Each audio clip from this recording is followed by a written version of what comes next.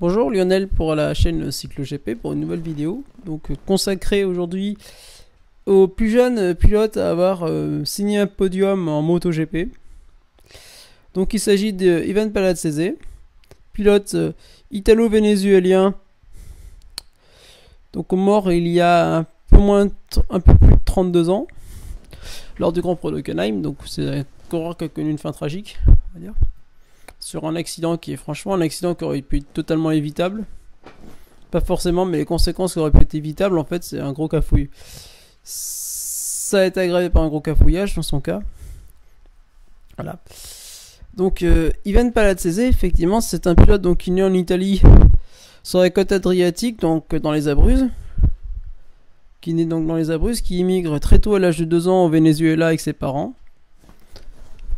Donc son papa est lui-même un ancien pilote, justement, c'est un ancien pilote de moto, c'est un ancien aviateur, donc il émigre là-bas.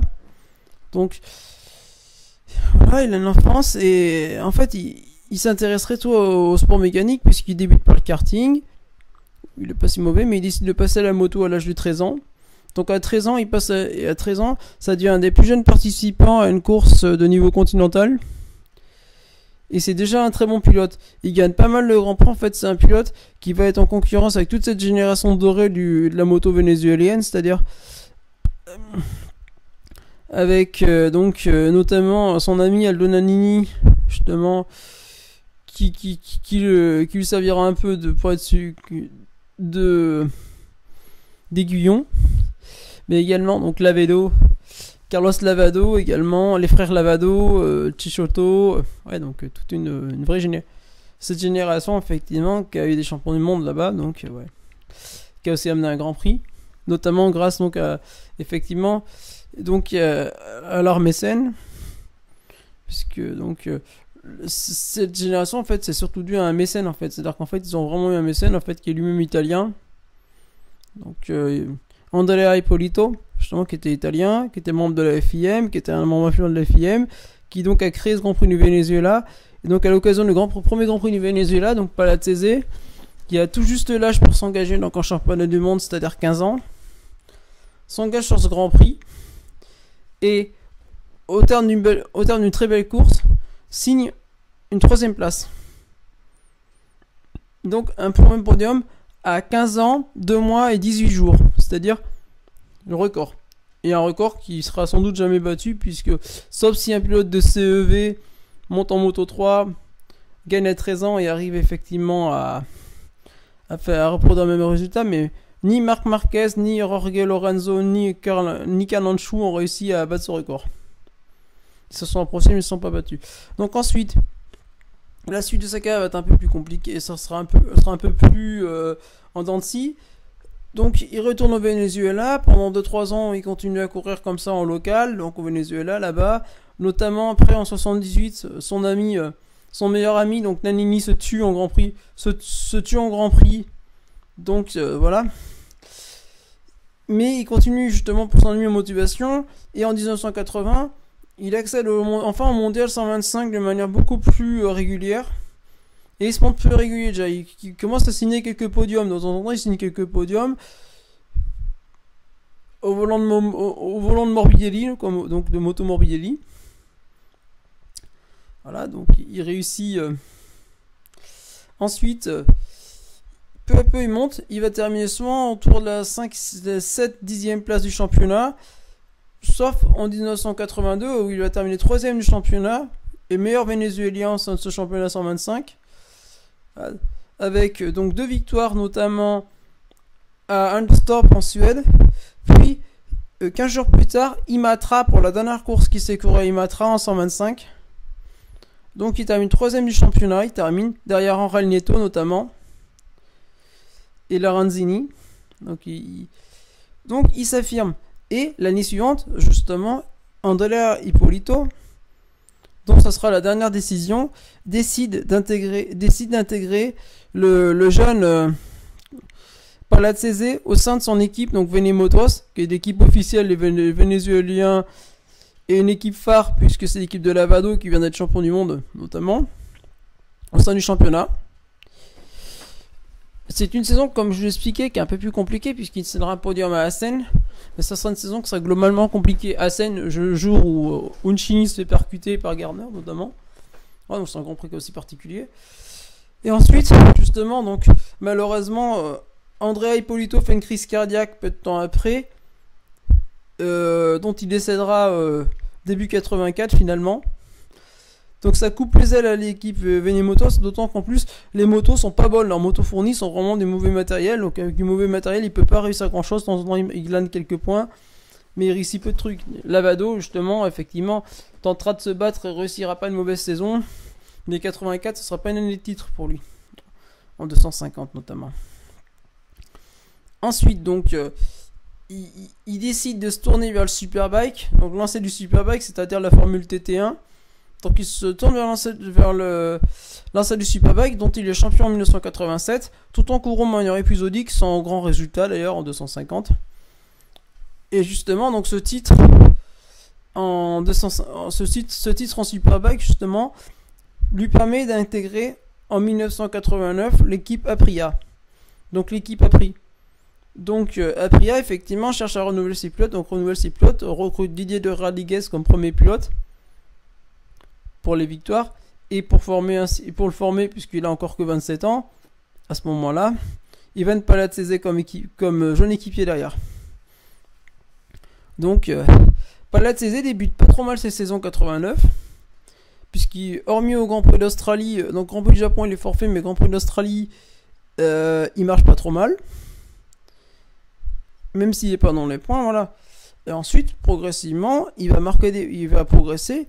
Le dernier Grand Prix avant sa mort, donc au Grand Prix des Nations, il termine 7ème, donc ce qui est quand même un très bon résultat au guidon de la Aprilia. Et donc il se présente au Grand Prix d'Allemagne, 1989, sur le très rapide circuit d'Hockenheim, puisqu'à l'époque on court encore à Hockenheim en moto, donc c'est très rapide, mais assez peu adapté d'ailleurs au final pour la moto, puisque c'est un circuit très rapide, hyper dangereux pour la moto.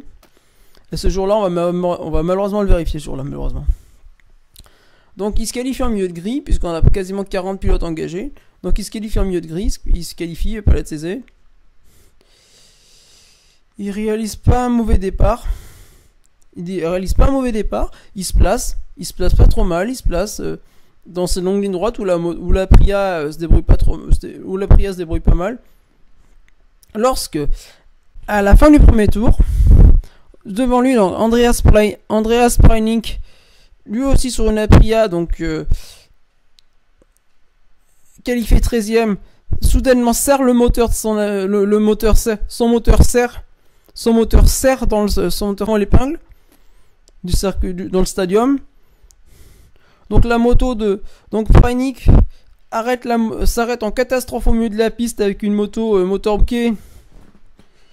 Donc réussit à ne pas tomber, mais malheureusement derrière lui, donc Ivan Palazzese qui arrivait à haute vitesse et Fabio Bacchetta qui arrivait donc à haute vitesse n'ont pas le temps de réagir correctement. Donc Palazzese et Bacchetta se frôlent. Palazzese percute la moto de Preining. Percute Preining. Ensuite, Palazzese se retrouve par terre. Groggy. Bacchetta, lui, est gravement blessé. Se retrouve sur le bord de la piste, gravement blessé. Puisque Bacchetta, en chutant, percute sa moto. Sa moto le percute, donc lui brise la colonne vertébrale. Donc il reste sur le bord de la route. Et malheureusement, donc derrière, Bruno Bonnehuil, qui était juste derrière également, arrive, ne peut pas éviter les motos, puisqu'il y a un barrage de motos devant lui, ne peut pas éviter les motos. C'est la panique, donc c'est vraiment la panique dans ces dernières positions au niveau du peloton. Donc comment c'est déjà, Palazzese à ce moment-là essaye de se relever. Palazzese à ce moment-là tente de se relever pour ramper hors de la piste. Pour se protéger, un peu comme avait fait Michel Rougerie quelques années avant en Yougoslavie. Ça serait exactement le même scénario que Michel Rougerie d'ailleurs. Donc Bonnehuil arrive, percute la moto de Palazzese qui prend feu. La moto, en étant heurtée, percute le pilote est percuté, Palatese se retrouve est percuté à ce moment-là par un peu comme on a vu il y a 10 ans avec Simoncelli, et un peu comme Simoncelli se retrouve donc percuté par Bonnehuile, qui donc chute et se blesse également gravement, puisque Bonnehuile effectivement se fracture les jambes, se fracture les côtes, se fracture, donc c'est multifracture. Là aussi, il lui reste au sol. Palatese lui est mortellement touché. Il est mortellement touché dans l'accident, donc puisqu'il se retrouve non seulement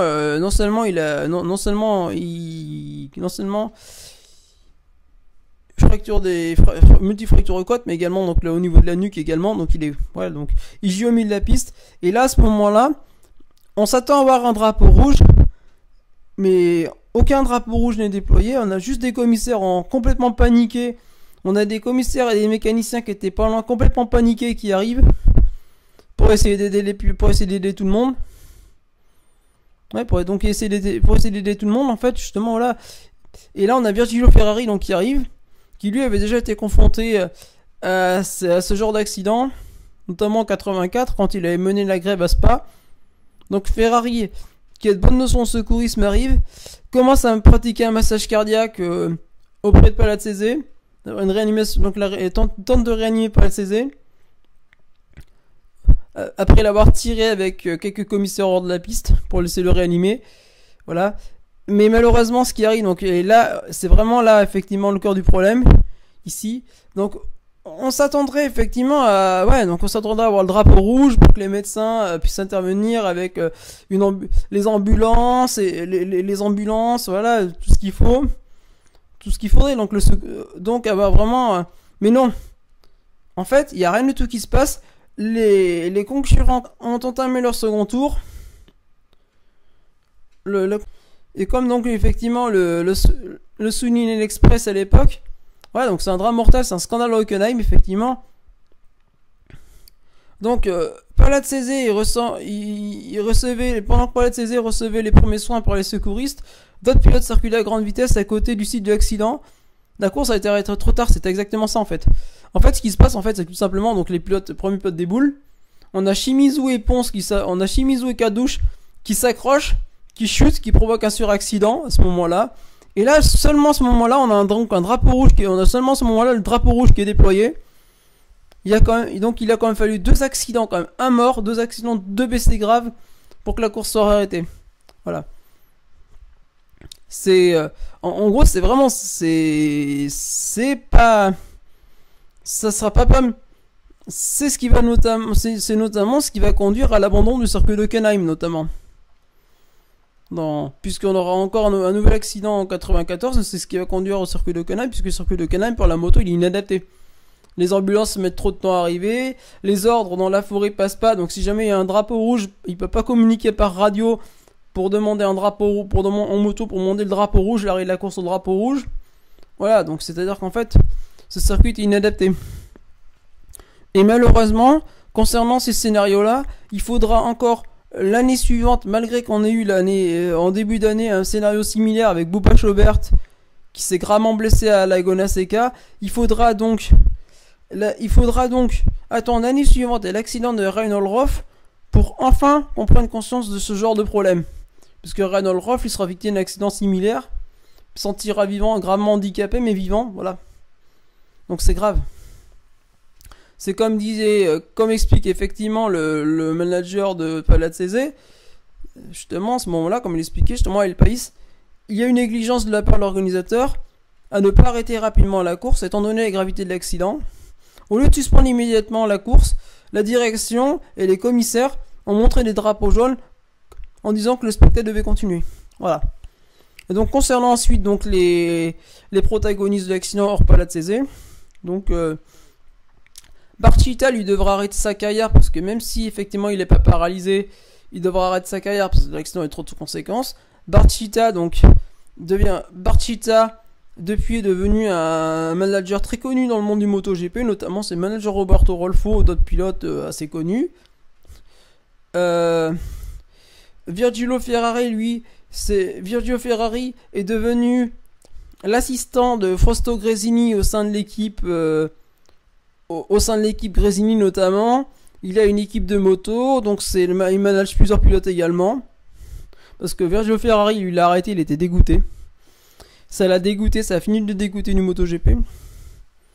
Voilà. Andreas Pranic, lui, c'est devenu le premier pilote de l'équipe Tech 3 en 90. C'est lui qui a fait débuter Tech 3 notamment en 1990 avec un podium notamment.